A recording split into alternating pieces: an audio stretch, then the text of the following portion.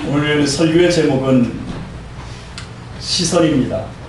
눈으로 바라보는 선이라고 하는 겁니다. 유난히 옷에 집착하는 사모님을 둔 개척교회 목사님이 이렇게 말했습니다. 여보, 굉장히 미안한데 형편이 좀 나아질 때까지 비용을 절감해야 되겠어. 옷도 먹는 것도 우리 조금만 더 아껴 쓰십시다. 그런데 그 다음 날 아내가 새 옷을 사 입은 것이 아닙니까? 어이없고 속도 상했지만 목사님은 인격적으로 말을 했습니다. 여보, 아주 예쁘네. 그런데 내가 당분간은 옷 사지 말라고 했잖아요. 그러자 아내가 말했습니다. 알아요.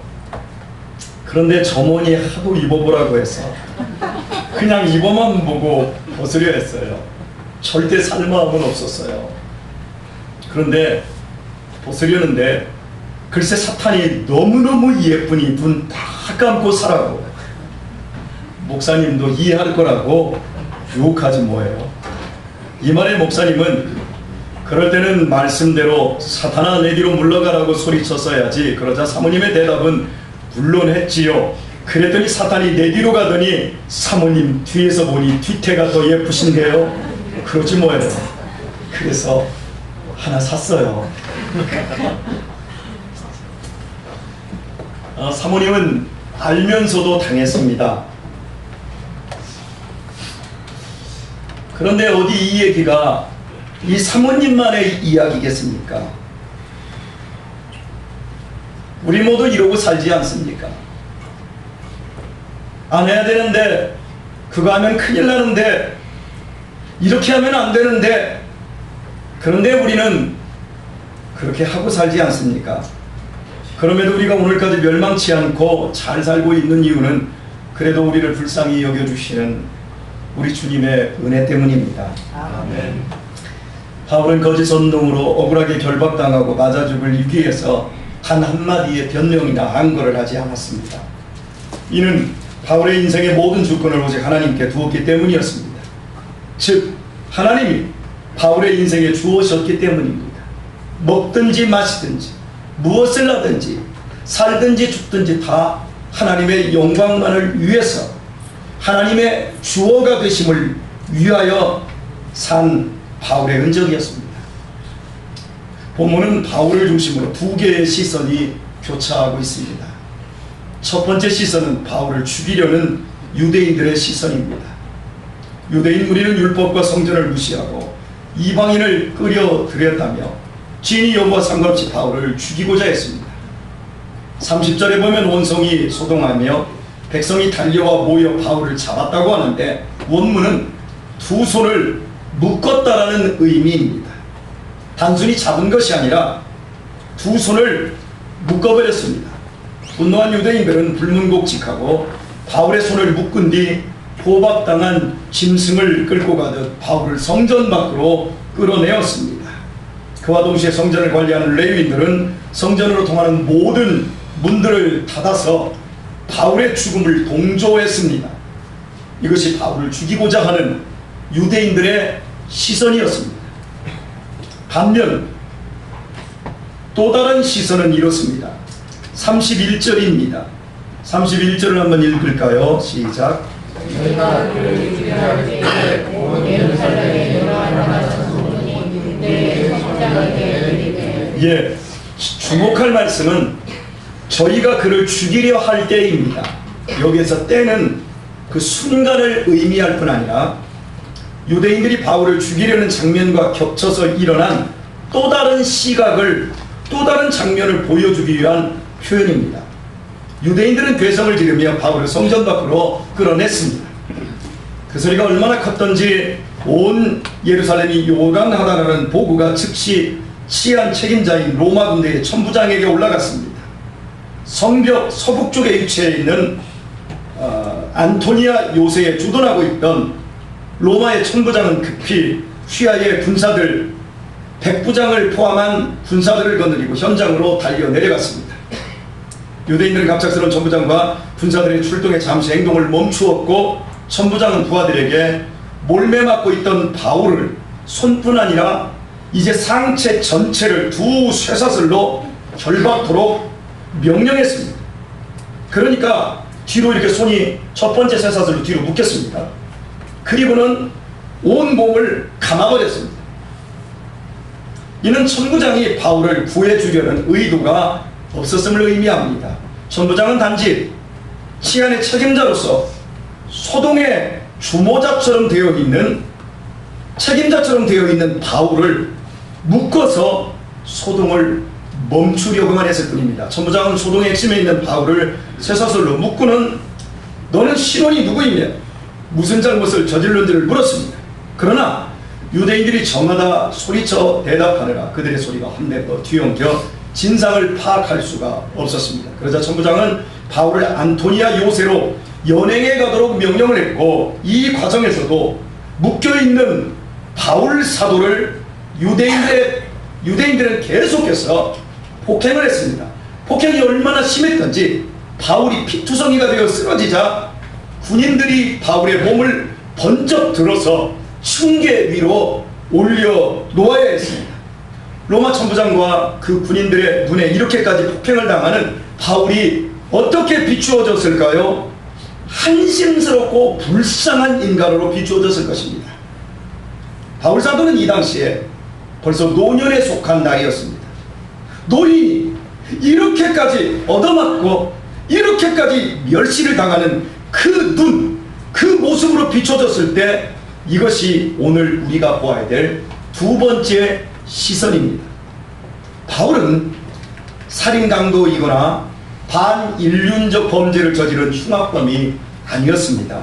그는 도리어 자신의 전 인생을 나 아닌 타인의 구원과 타인의 참된 행복을 위해 평생을 바친 의인 중에 의인이었습니다. 주님의 부르심으로 평생을 복음을 위해 헌신한 주님의 증인이었으며 어떤 누구보다도 크게 헌신한 하나님의 종이었습니다. 그렇다면 하나님께서 당신의 종으로 수고한 고령의 바울을 따뜻한 시선으로 환대해 주심이 마땅하지 않겠습니까? 하지만 바울 앞에 전개된 오늘의 현실은 살펴본 대로 정반대였습니다.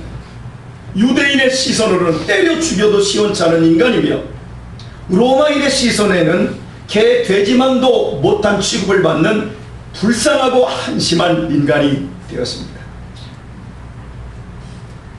결국 피 흘리며 쓰러져 타인들에 의해 요새의 층계에 올려진 채 자신을 죽이라는 성난 함성이 들려올 때 바울의 심정이 어땠을까요? 우리가 믿음 생활하다가 인생을 살다가 서운하고 조금만 억울한 일을 당할 때를 여러분 한번 생각해 보십시오. 얼마나 큰 자괴감에 빠집니까? 얼마나 고독해집니까? 그렇다면 바울은 어땠을까요? 대체 하나님은 무엇을 하고 계신 것일까요? 대체 이런 하나님을 우리가 과연 신뢰해도 되는 것일까요? 그러나 본문의 사건 속에는 유대인과 로마인의 두 가지 시선만 있는 것은 아닙니다. 또 다른 시선이 있습니다. 그 시선을 우리가 찾아야 됩니다. 그 시선은 따라서 하겠습니다. 믿음의 시선. 믿음의 시선. 이 상황을 믿음의 눈으로 보면 본문은 전혀 다른 이야기가 됩니다. 에베소의 유대인들이 성전에서 바울을 발견하고 그곳에 모인 사람들을 거짓 모함으로 선동했을 때 선동당한 그곳 사람들만 바울을 끌고 나가 즉시 처형했다면 바울은 죽고 말았을 것입니다. 30절을 보겠습니다. 30절 다시 한번 읽습니다. 시작.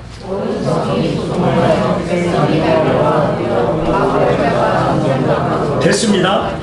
온 성이 소동하여 백성이 달려왔어요. 더 많은 백성이 달려왔어요. 거짓 소문을 들은 백성들이 순식간에 몰려들며 군중은 더 많아지고 그들이 지르는 고함은 성을 요란케 했습니다. 그리하여 요새에 있던 천부장과 군인들이 급히 현장에 출동하였기에 바울이 죽음을 모면할 시간을 번 것입니다. 그리고 또 하나의 중요한 점이 있습니다. 38절을 한번 읽어보겠습니다. 38절 시작. 그러나 내가 너에게 나를 돌려 사천의 강에 돌리고 광야가 너희를 아니하리라. 예, 네가 애굽인이 아니냐? 예, 천부장이 바울을 오해했다는 의미입니다. 급히 출동한 천부장은 바울을 로마군이 찾는 현상 수배범으로 오인했습니다. 폭동을 일으켰다가 4,000명의 칼잡이들과 광야로 잠적해버린 이집트인으로 오해하고 바울을 그 위험한 사람이기 때문에 바울을 두 쇠사슬로 꼼짝 못하게 결박했던 것입니다. 만약 유대인들에게 돌림당하고 있는 바울이 로마군이 찾는 그 현상범이 아닌 단순히 성전 모독범으로 바로 알았다면 유대인들의 종교법을 알고 있는 천부장은 유대인들을 제지하지 못했을 것이고 바울은 꼼짝없이 죽었을 것입니다. 천부장의 오해로 인해 바울이 살 수 있었습니다. 일단 쇠사슬로 묶고는 천부장이 자초지정을 묻는 것도 그렇습니다. 유대인들이 저마다 다르게 소리쳐 외치는 탓에 천부장은 그들이 무엇이라 말하는지 알아들을 수 없었습니다. 만약 이때에도 누군가 정확하게 바울을 성전 모독범으로 밝혔다면 바울을 죽음에 내어주었을 것입니다. 못 알아듣는 것이 은혜였습니다. 그러나 천부장은 떠드는 소리로 연유를 할 수 없었기에 바울을 현상범으로 끝까지 오인하고 연행하게 된 것입니다. 만약 열거한 본문의 사건 속에서 한치의 오차만 있었더라도 바울은 꼼짝없이 죽고 말았을 것입니다. 결국 쇠사슬에 결박당한 바울이 피투성이가 되어 요새의 층계위까지 옮겨지게 되었을 때 바울은 거기에서 죽음을 모면하게 된 것입니다. 그 순간부터 바울은 당시 지중해 세계에서 가장 막강한 군사력을 지닌 로마 제국의 보호 속에 있게 되었습니다. 더 이상 인민재판식으로 맞아 죽을 위협에서 벗어나 로마인의 권리를 누리며 당당하게 재판받을 수 있게 되었습니다. 만약 바울에게 재앙처럼 보이는 본문의 사건이 일어나지 않았다면 바울은 예루살렘을 빠져나가지도 못하고 송장이 되었을 것입니다. 사도행전 23장 12절과 13절을 한번 읽어보겠습니다. 사도행전 23장 12절과 13절. 순영이가 좀 큰 소리로 한번 읽어볼래요? 예, 23장 12절과 13절 시작.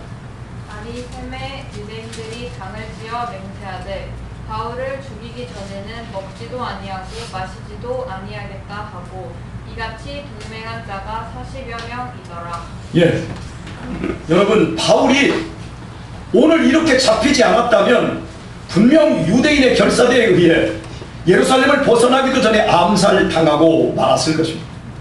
그들이 얼마나 바울을 미워했습니까? 물도 밥도 죽이기 전에는 먹지 않겠다라고 하는 이 암살단에 의해서 바울은 송장이 되었을 것입니다. 천부장은 바울을 호송할 때 암살단으로부터 바울을 보호하기 위해 보병 200명, 기병 70명, 창병 200명을 동원합니다. 바울 한 사람의 생명을 보호하기 위해 로마 제국의 군사를 무려 470명이나 동원한 것이었습니다. 그렇게 바울은 로마 군사의 보호 속에서 그의 최종 목적지였던 제국의 수도 로마에 무사히 입성할 수 있었습니다. 로마 제국의 군사가 바울의 신변을 밀착 보호하는 경호원이 된 것입니다. 바울이 천부장에 의해 쇠사슬로 결박당해 로마 제국의 죄수가 되지 않았던 것, 결코 누릴 수 없었던 신비로운 섭리였습니다. 이처럼 유대인과 로마인의 시선을 넘는 믿음의 시선으로 본문을 보면 이 재앙처럼 보이는 본문의 사건을 통해 하나님께서는 당신의 신비로운 방법으로 바울을 완벽하게 보호해 주신 것입니다. 그러므로 바울을 결박한 쇠사슬은 결국 바울을 보호하기 위한 하나님의 은혜의 고리였던 것입니다. 믿음은 현실을 능가하는 시선을 갖는 것이며 또한 그 시선 아래에서 자기를 조명하며 삶을 바르게 개척하는 것입니다. 두 눈으로 삶의 모든 것을 판단할 수 있는 해안이 있을지라도 믿음의 시선이 없다면 실은 외눈박이에 불과합니다. 여러분이 잘 아시다시피 2차 대전 중 나치 독일군은 600만 명 이상의 일반 유대인들을 학살했습니다. 말이 600만 명이지 평택 인구가 지금 50만 명입니다. 그런데 600만 명을 가스실에서 모두 죽여버렸습니다. 어린아이에서부터 노인에까지 남녀노소를 가리지 않고 모두 죽여버렸습니다. 말이 600만 명이지 사람이 같은 사람을 죽이는 것은 결코 쉬운 일이 아닙니다. 양심이 용납되지 않기 때문입니다. 더욱이 당시 나치 독일군 중에 대다수는 천주교도들과 개신교도들로서 우리같이 교회를 다니는 사람들이었습니다. 예수 그리스도를 믿는 신앙인들이 대부분이었습니다. 어찌 주님을 구주로 믿는 사람들이 힘없는 양민들을 600만 명이나 무참히 죽일 수 있겠습니까? 절대로 신앙 양심이 허락할 수 없는 일입니다. 독일군 지휘부는 그 양심을 없애기 위해 고도의 심리전을 썼습니다. 그것은 유대인들을 벌레나 짐승으로 만드는 것이었습니다. 그래서 유대인 수용소에 화장실을 절대수가 부족하게 만들었습니다. 약 1000명당 1개의 화장실만을 만들었습니다. 내 식구가 화장실 1개를 쓰면서도 불편함을 느끼는 것이 우리들입니다. 그런데 1000명당 1개의 화장실입니다. 무슨 일이 벌어지겠습니까? 대변은 참음으로 해결되지 않습니다. 일반인들이 하루에 5번에서 6번 정도의 소변을 놓아야 됩니다. 대변은 1번, 2번 정도. 참아서 될 일이 아닙니다.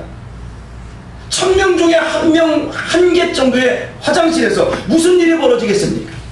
짐승처럼 결국에는 아무 데서나 배설할 수밖에 없습니다. 그리고 죽을 만큼 일을 시키고 하루 한 끼 정도밖에 되지 않는 음식을 줍니다. 씻거나 옷을 빨 수 있는 물도 없습니다.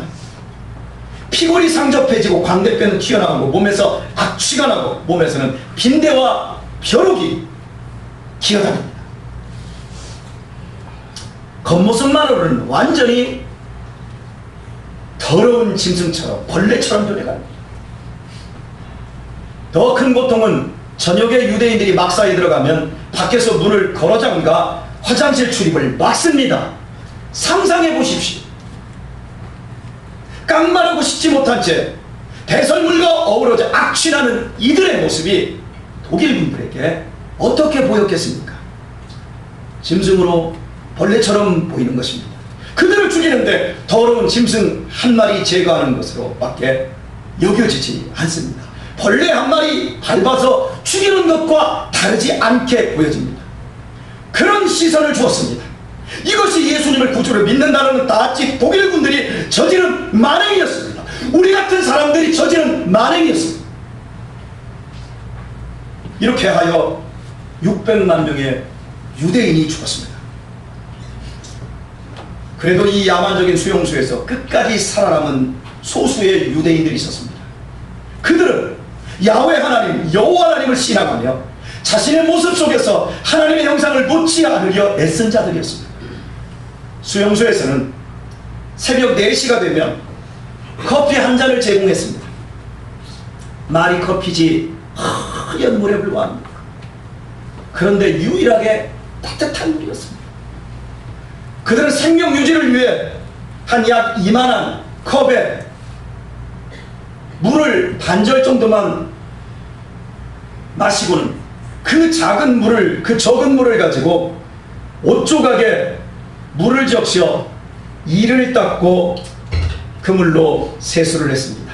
남자들 중에는 추운 유리 조각으로 면도까지 했습니다. 매일 수십 명 혹은 수백 명씩 가스실에서 처형되는 상황에서도 그들은 인간의 존엄성을 스스로 지키고자 몸부림을 쳤습니다. 살기 위해 그런 것이 아니에요.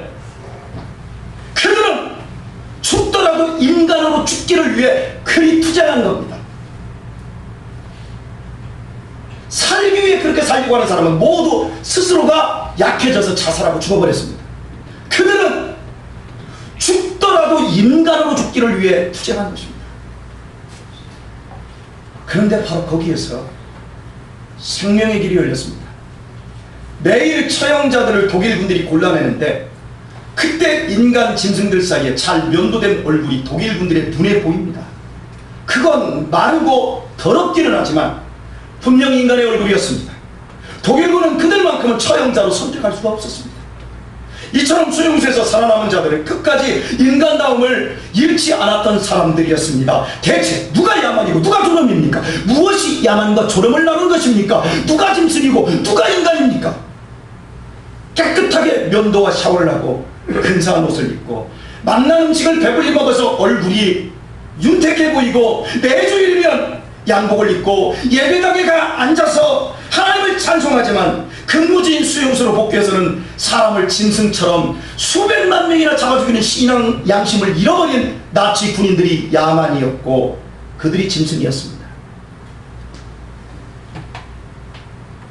먹지 못한 채 중노동에 시달리며 씻을 수도 없고 배설하는 것조차 제대로 할 수 없는 인간 이하의 절박한 상황에서 너 이리 쪽으로 와! 그러면 그날 처형되는 그 무시무시한 상황에서 그래도 끝까지 하나님의 형상을 잃지 않았던 소수의 사람들, 그들이 존엄했고 그들이 인간이었습니다.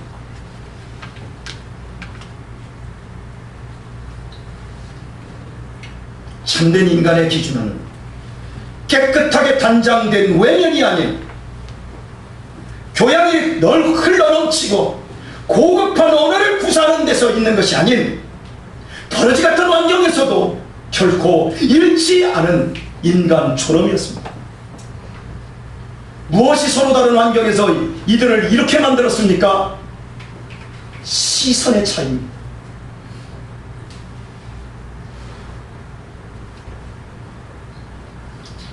현재는 다른 시간과 단절된 별개의 시간이 아닙니다.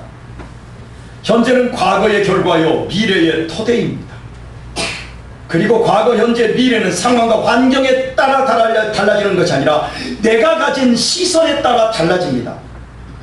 시선에 의해 시간을 쓰고 돈을 사용하는 것이 달라집니다.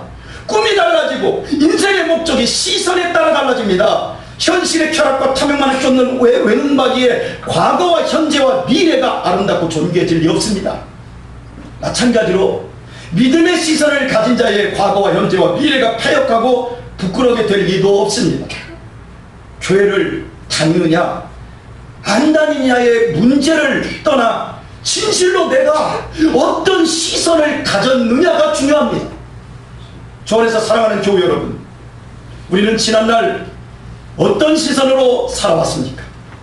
바울처럼 하나님을 주어로 모시고 믿음의 시선으로 나와 타인들의 존엄을 위해 사셨습니까? 아니면 본문의 유대인처럼 천부장처럼 그리고 나치 독일인들처럼 외눈박이로 쉽게 선동당하며 죽음을 쫓아 살아온 것은 아닙니까? 내 탐욕을 채우고자 내 신앙 양심을 숙이며 하나님의 말씀을 기만하고 있는 것은 아닙니까? 거짓과 불의를 불사하면서까지 소위 성공하고 행복해지려고 버금대고 있는 것은 아닙니까? 마땅히 약한 자들의 존엄을 지켜주기 위하여 나눠야 될 몫까지 내 호주머니로 밀어놓고 있는 것은 아닙니까? 오직 내 몸뚱이만의 쾌락을 위해 인생의 소중한 시간과 젊음과 생명을 오늘 갉아먹고 있는 것은 아닙니까? 만약 그렇다면 회개하시고 속히 돌아서십시오. 사탄이 여러분의 뒤에서 여러분을 조종하고 있는 것입니다. 불의와 거짓으로 우리의 미래가 든든하게 세워진다면 그것은 요새가 아닌 감옥이며 안전고리가 아닌 착고에 불과할 뿐입니다. 외눈박이로 오늘만 보지 마시고 또 하나의 눈으로 언젠가 벌거벗겨져 하나님의 심판대 앞에 서게 될 날을 보십시오. 실로 내 인생을 외눈박이로 살아왔다면 이제부터라도 믿음의 시선을 가지고 새 출발하시기를 주의 이름으로 축원합니다. 주님께서 우리의 지난날의 허물을 보혈로 덮어주시고 우리의 미래를 가장 아름답게 인도해 주실 것입니다. 뿐만 아니라 인생 마지막 날 주님 앞에 설 때 잘하였다 칭찬듣는 자리에 있게 될 것입니다. 혹 지금껏 믿음의 시선으로 주님의 말씀을 쫓아 살아왔는데도 고난의 사슬에 결박당해 있습니까? 절망하지 마십시오. 믿음의 시선으로 자신의 인생을 바르게 해석하시고 선택하시길 바랍니다. 믿음의 시선만 있다면 나를 가두고 있는 절망스러운 상황이 하나님께서 내게 주신 안전한 방주로 보일 것입니다. 나를 결박하고 있는 고통스러운 쇠사슬이야말로 나를 위한 하나님의 은혜의 사슬로 보일 것입니다. 나에게 일어난 어떤 일도 우연은 없습니다. 모두 하나님이 허락하신 일이며 합력하여 선을 이루시는 일들 뿐입니다. 뿐만 아니라 더 큰 복과 쓰임을 주시려는 하나님의 훈련입니다. 그러므로 믿음의 시선을 놓지 않아야 합니다. 우리의 선택에 따라 우리의 오늘을 능가하는 상상치도 못한 미래가 펼쳐질 수 있습니다. 기억하십시오. 미래는 오늘 현재의 토대 위에서 믿음의 선택에 의해 달라진다는 사실을 말입니다. 지난 금요일 새벽 예배를 마치고 집으로 귀가하던 도중 6시 58분경 저희 집 앞 가재동 이제 큰 길을 다 나가기 직전 작은 도로에서 큰 도로로 진입을 하려는데 큰 도로 쪽에서 큰 차들이 이렇게 지나가고 있어서 브레이크를 밟고 횡단보도 끝자락에 섰습니다. 그와 동시에 갑자기 뒤에서 쿵 하면서 제 몸이 횡단보도 입구에서 섰는데 횡단보도를 넘어서 횡단보도를 앞바퀴가 넘어가 있었습니다. 정신을 차릴 겨를도 없이 갑자기 숨이 가빠지기 시작했습니다. 숨이 쉬어지질 않는 겁니다. 뒤에서 20대의 청년이 운전을 하면서 스마트폰을 들여다보고 있다가 그냥 브레이크도 밟지 않고 제 뒤를 받아버린 것입니다.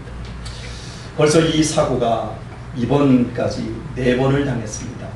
그래서 여러분도 아시다시피 제가 맨바닥에 앉지를 못합니다. 그래서 제가 지금 등이 막 감이 들린 것처럼 등쪽 견갑골과 목이 좀 상당히 아프고 안 좋습니다.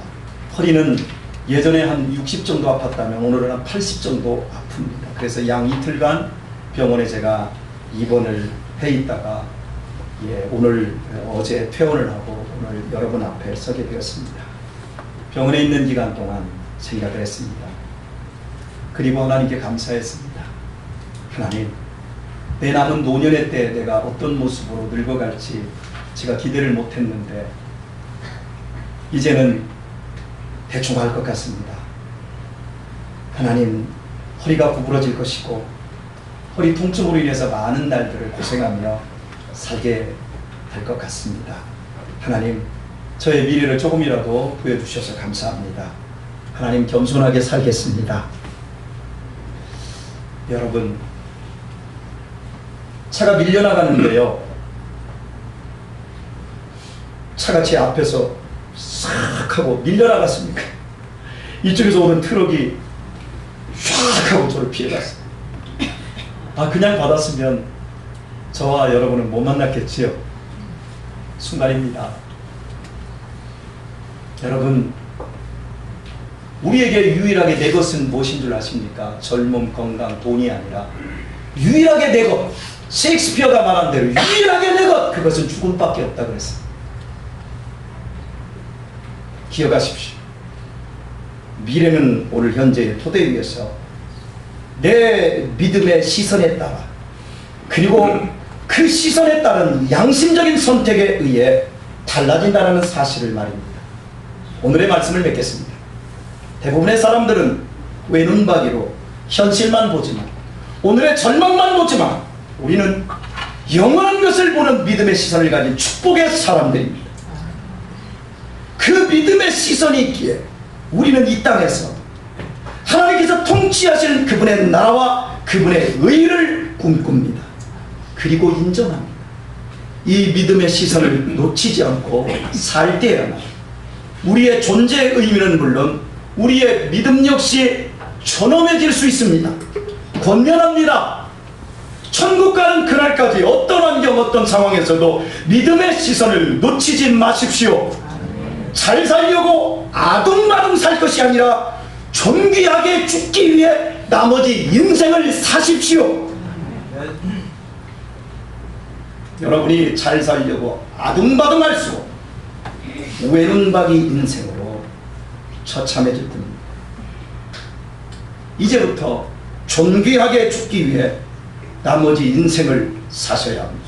사방으로 우겨쌈을 당해도 쌓이지 마시고, 답답한 일을 당하여도 낙심하지 마시고, 핍박을 받아도 포기치 마십시오. 거꾸로뜨림을 당하여도 망하지 마시고, 항상 예수 믿는 사람의 신앙 양심과 그 신앙의 존엄을 지키십시오. 천국 가는 그날까지 말씀 앞에 내 자신의 신앙 양심을 갖다 놓으시고, 그 안에서 판단하시고, 그 안에서 순종하며 존엄해지십시오.